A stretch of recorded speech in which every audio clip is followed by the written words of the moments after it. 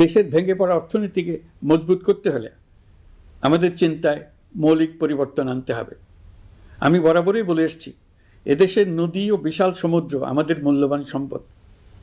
আমরা এই সম্পদকে কাজে লাগিয়ে সমান্তরালভাবে পানিভিত্তিক অর্থনীতি গড়ে তুলতে চাই। আমরা প্রায় ভুলে যাই যে বঙ্গোপসাগরের একটা অংশও আমাদের দেশ। এর পরিমাণ আমাদের মোট জমির পরিমাণের চাইতে বেশি।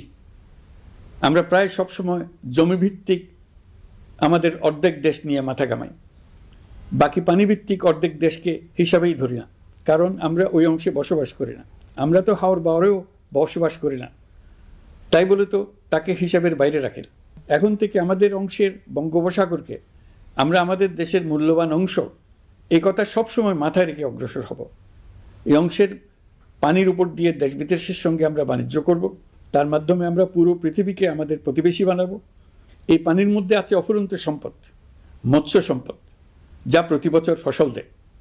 এই পানির নিচে আছে অফুরন্ত গ্যাস। এর সব কিছুকে নিয়েই প্রতিনিয়ত আমাদের চিন্তাভাবনাকে চালিত করতে হবে।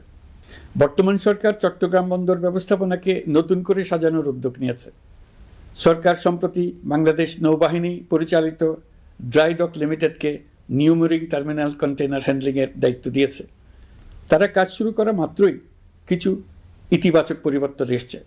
প্রথম 2 সপ্তাহে দেখা গেছে আগের তুলনায় প্রতিদিন গড়ে 225টি বেশি কন্টেইনার হ্যান্ডলিং হচ্ছে।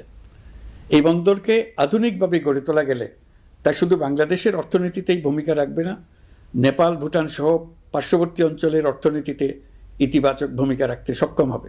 বিনিময়ে তারাও উপকৃত হবে, আমরাও উপকৃত হব। আমাদের উপকূল অঞ্চল অফুরন্ত সম্ভাবনার আধার। কুমিরা থেকে টেকনাফ পর্যন্ত নানা বন্দরের কর্মচাঞ্চল্যে সমগ্র উপকূল অঞ্চলকে দক্ষিণ এশিয়ার একটি গুরুত্বপূর্ণ অর্থনৈতিক প্রাণকেন্দ্র হিসেবে প্রতিষ্ঠা করবে। এই পুরো অঞ্চলে অনেকগুলো শিল্পাঞ্চল গড়ে উঠবে শুধু সমুদ্রের সান্নিধ্য এবং তার ব্যবহারের দক্ষতার কারণে। সমুদ্র উপকূলীয় অঞ্চলের সম্পদ ও পরিবেশের টেকসই ব্যবহার নিশ্চিত করতে আমাদের বন্ধু দেশগুলোর সঙ্গে আলোচনা শুরু করেছি।